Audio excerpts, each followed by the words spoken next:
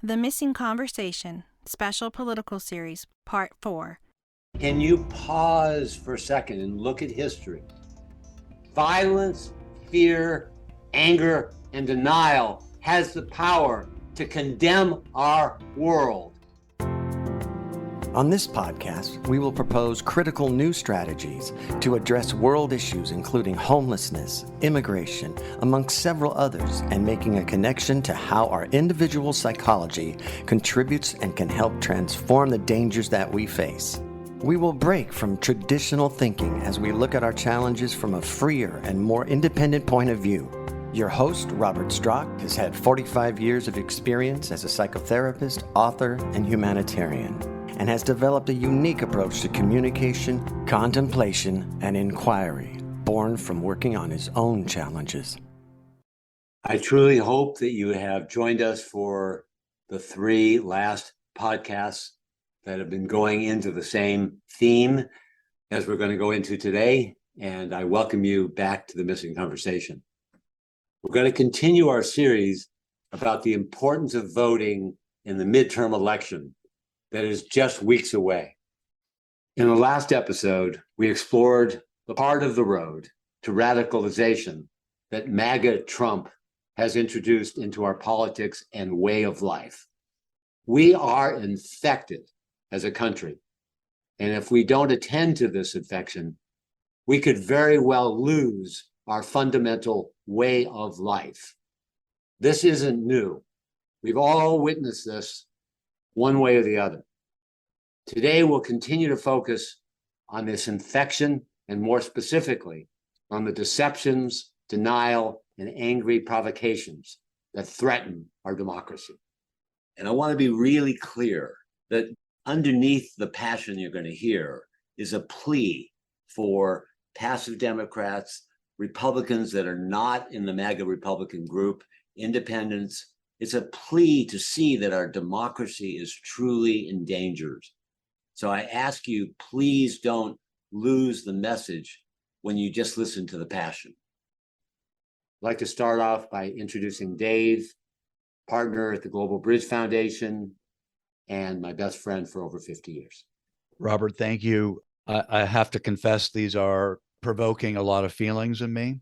These are all at once so important and just at this stage of my life so painful to see that our country and who we are is faced with this circumstance. It is almost unthinkable. I never in my wildest imagination, even hallucinations, could have seen what we're facing today.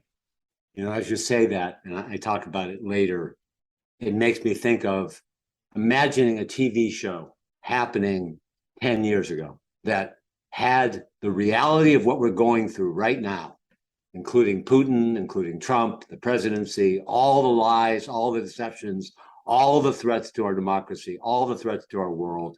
And there's no way in the world it would be popular. It wasn't formed. Sure, there would have been that percentage, that small 20% of hardcore people, but even they wouldn't have believed it was possible. They would have wanted it, but nobody could have fathomed that it could have been this far along. So I think it's important to reflect that we've changed as a people in America overtly in what we believed what was possible in the last 10 years. So Rachel Maddow set the stage historically a few weeks ago in an incredibly effective and eloquent way. She started by showing us that almost exactly 100 years ago, tracking the rise of power of Mussolini in Italy, and tracked it through Hitler, and eventually to the past 70 years or so in the United States, where authoritarian trends were on the rise. And this is a key. Mussolini simply had to threaten violence, and the powers in Italy acquiesced to his demands. In essence, that's what's happening now. Trump is threatening everyone. MAGA Republicans are threatening everyone if they don't kowtow to his demands. And there's a lot of quaking and caving. And we need to see this is not different than what she was starting to outline. Can you pause for a second and look at history? It's almost unfathomable to go back like she did and see that all Mussolini had to do was get a military support to completely overwhelm Italy. And they just basically put their arms down. There was no fight. Violence, fear, anger, and denial has the power to condemn our world to devastation. As she poignantly said, their goal, and I include MAGA, Trump, and even a good part of Republicans, but not the majority, is not to serve or do things for those who elect them. It's power for power's sake. Now, to me, this was actually an understatement and deserves elaboration. It's not only power for power's sake, it's domination of your life. You need to take it personally. If you're supporting him, he will not support you and your family. He will support wealth, domination, control, lies, elimination of truth, elimination of science, elimination of our country's protections, elimination of democracy, elimination of a lifestyle that offers any possibility of living the life that many of us in America are already living. The degree of callousness, the degree of intimidation is unthinkable, unspeakable. Even as I speak about it, I feel like I need to scream it, and I know I can't reach very far. I'm hoping that your passion is joining the passion. If you aren't fired up in the belly, then you're not being reached. What she outlined was a brilliant portrayal of us being pre-Mussolini and right on the verge of catalyzing a trend that may be irreversible. It's important to realize or try to get a perspective that a lack of involvement on your part is unwittingly hurtling us toward a power that truly doesn't give a shit about you at all. It cares almost dominantly or maybe even totally about its own good, its own wealth, its own control, its own power, its own authority over your life. It is so ironic, coincidental, whatever the right word is, that today is the day of opening arguments into the Oath Keeper trial for seditious conspiracy. That these people brought weapons, organized, attacked our capital, and believed, truly believed, that the call to arms would come from Trump, that he would, in fact, support them by voicing his support and invoking the Insurrection Act and legitimizing their militia, which of course he didn't do. And of course, as he has said in his rallies, I'll pay your legal bills. And of course he's not.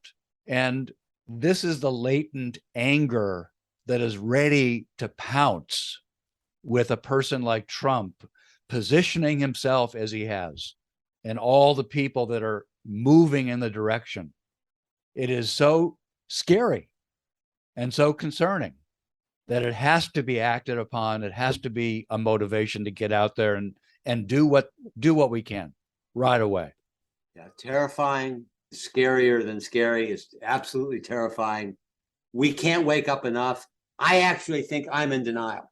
I actually don't think that, as fired up as I am, I can fathom what really we're on the verge of. It's absolutely unenvisionable. And just to finish what you were saying, most of us have heard that the Secret Service had to stop him on the way because he wanted to join the insurrection, but he wanted to show himself up to be there, even though he was violating every aspect of democracy. Trump, when he was in office, devastated the environment, worldwide negotiation, trust in any uniting of science, the State Department, the right to vote, post offices, being prepared for the election so that he could have a better chance of being elected, redistricting, supporting the no water or food for people that are waiting in line, even though there was a setup, and there is still a setup for that to be the law of the land, limiting or eliminating mail-in ballots, even though there's no sign of fraud, even from the Republican judges. These are the facts that need to be repeated over and over again. And again, these are only the obvious facts that we knew. Let that in.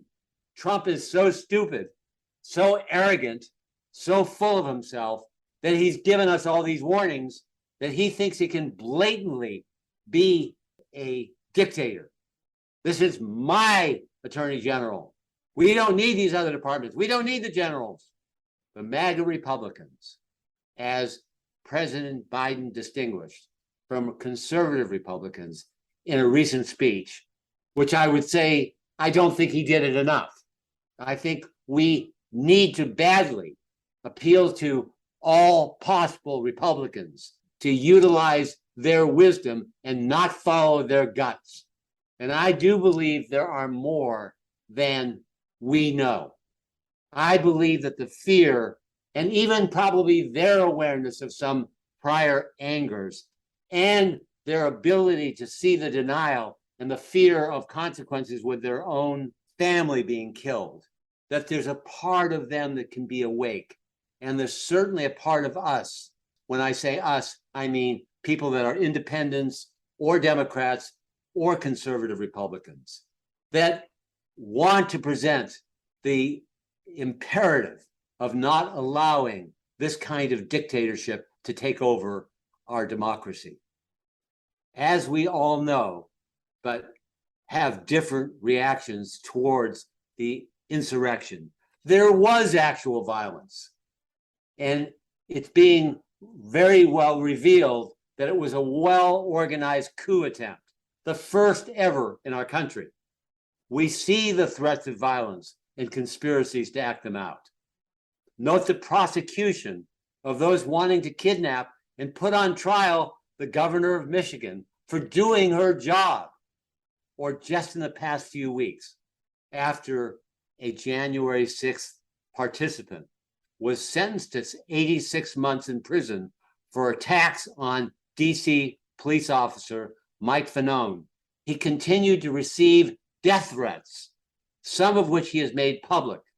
Senator Lindsey Graham said, if there's a prosecution of Donald Trump for mishandling classified information after the Clinton debacle, there will be riots in the streets. You talk about a false comparative. You're talking about what Clinton did with what we're talking about with an attack on a police officer trying to protect our country. You've got to be fucking kidding me. No shame? Are you serious? Trump himself, as many of us have let in, has a long history of encouraging violence as a staple of his political rallies. These ongoing threats have taken the place of disagreement and discussion. This is a key issue. What was simply passionate disagreements is now a threat to death. Now all Republicans and Democrats are subject to death threats. Do you not see this? Again, it doesn't matter whether it's increasing the fire in your belly to get involved, or whether you're a conservative Republican and voting your true conscience and not your prior guts to protect your family from these threats. If there are enough of you, this movement will be killed. It needs to be killed. We have to stand up against it. We mustn't stay in denial. We mustn't be ruled by our fear. We mustn't let our unconscious anger rule us. In a 2015 Birmingham, Alabama rally, Trump ordered Black activist Mercutio Southall, and I apologize if I'm mispronouncing it, to be escorted out after the young man shouted, "Black Lives Matter." While on stage, Trump stated, "Get him the hell out of here. Get him out of here. Throw him out." In reaction to Trump's words, several white men appeared to kick and punch Southall. Further, as Trump's security removed Southall from the rally, the crowd chanted, "All lives matter." The next day, Trump told Fox News maybe he should have been roughed up because it was absolutely disgusting what he was doing. I have a lot of fans, and they were not happy about it. And this was a very obnoxious guy, was a troublemaker, and was looking to make trouble. You got to be kidding. He's calling this guy a troublemaker, the king of troublemakers, calling somebody that is truly protesting and having the courage of their convictions, and the ultimate troublemaker, calling him a troublemaker. Protester in Las Vegas says, "I'd like to punch him in the face." A clear follow-up after follow-up. And what are we looking forward to? These acts of violence can never be separated from the example Trump has set, not only for politicians, but for every angry person, not only white nationalists to take action, but people who are on the edge, moving over the edge. He proudly says, as I referenced earlier, where I could stand in the middle of Fifth Avenue and shoot somebody and I wouldn't lose any voters. Now, most of us, including me, thought he was just speaking dog shit, that he didn't really mean it. Now it's obvious it's actually an understatement. He can do much more than that. He can support killing hundreds of thousands of people in Ukraine, and nobody would think twice about it. Forget about shooting somebody in Fifth Avenue. Again, be honest about the rationalizations if you're part of that group. As I have talked about with you about my Republican friends, I don't like everything he does. Well, guess what? You need to reallocate what he does and look at it and line it up. Line up the 20, 30, 40, 50 things we're talking about and see if that's just a personality quirk or if that isn't the central aspect of his being. Not seeing that he's pointing toward and longing for dictatorship, power, corruption, control. No laws that don't support him. This is creating violence big time. Let it in. I can't even let it in. My passion doesn't come close to relating to what I really know inside me. It's just total outrage. What you're describing, that's just a very small sample of what happened in the rallies and continue in his rallies to happen.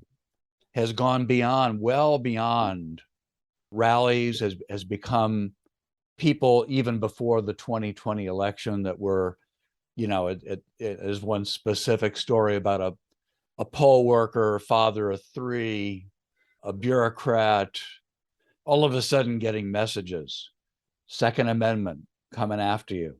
These kinds of things, stalkers going after him because of his Jewish heritage, anti-Semitic attacks, messages about bullets and cuts, etc. An example, one of many that make people that are longtime people that have been poll workers not want to do that job. Who would? It's a volunteer job. I'm going to go risk my life for it. People that are now in Congress having to spend campaign funds to get security teams hired, to pay for people to guard them because of the threats. Hospitals having to change their websites because their orientation towards helping people with LGBTQ issues or trans issues that are allowed in their states are drawing threats against the doctors, the nurses. As I said, it's like a cancer, and it is spreading, and it needs to be treated. It needs to be treated by us getting out to the polls and voting with all of our hearts, getting people that we know to vote, supporting organizations, doing all the things you've been talking about. Almost all of us know some passive, good-natured people who believe one vote doesn't matter. This needs to be millions and millions of one votes that matter in all throughout our country. This has to be the vote of all time, where It not only is a wake up to vote, it's a wake up to wake up. It's a wake up to participate in life. It's a wake up to not be a spectator. It's a wake up to have a sense of purpose, because not only do we need to win this election, but we need to fight for a lifestyle that is possible to preserve.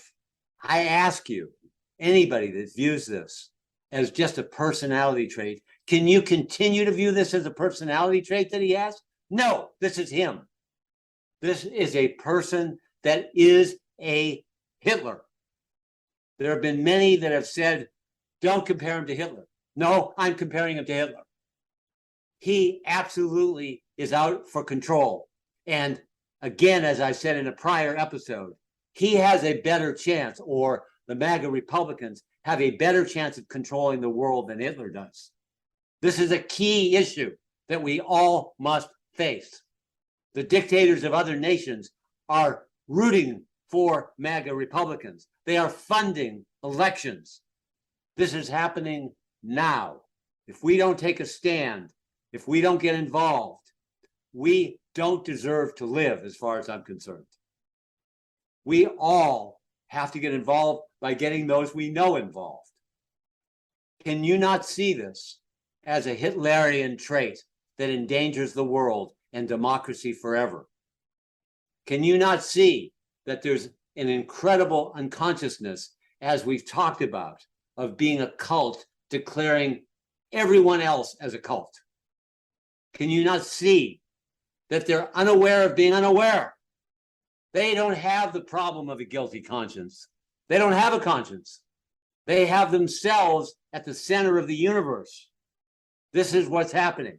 We need to see this as what we are fighting against. This is very similar to an extreme version of the unconsciousness that's gone on through the years with war and violence having to be the way that we resolve our conflicts. The difference is now it's come out front. Now we're in the nuclear age. Now the world can be controlled. Now we can see a world that has no democracy. Now we can see not only our country, but a world that can be owned by massive amounts of dictatorships. We can see the MAGA Republicans want to be the king of the kings. It's not clear how the kings of the kings will sort it out between themselves, but it's clear they want to rule the world. And it's much more possible now because of the nuclear age and the amount of powerful dictators that have the world being a small world because of communication and the nuclear age. So I implore you to speak to everybody that you know. Get out to vote and let this just be the beginning of passion arising in the depth of your being and allowing yourself to see that this can be a blessing, to be a wake up for you. All of us need to wake up. All of us need to find our passion. And all of us need to find the voting booth. If The Missing Conversation sounds like a podcast that would be inspiring to you and touches key elements of your heart, please click subscribe and begin listening to our show. If you love the podcast, the best way to help spread the word is to rate and review the show. This helps other listeners like you find this podcast. We're deeply grateful you're here and that we have found each other. Our wish is that this is just the beginning. We invite you to learn more about the Global Bridge Foundation, an organization collaborating to heal communities and the world at theglobalbridge.org.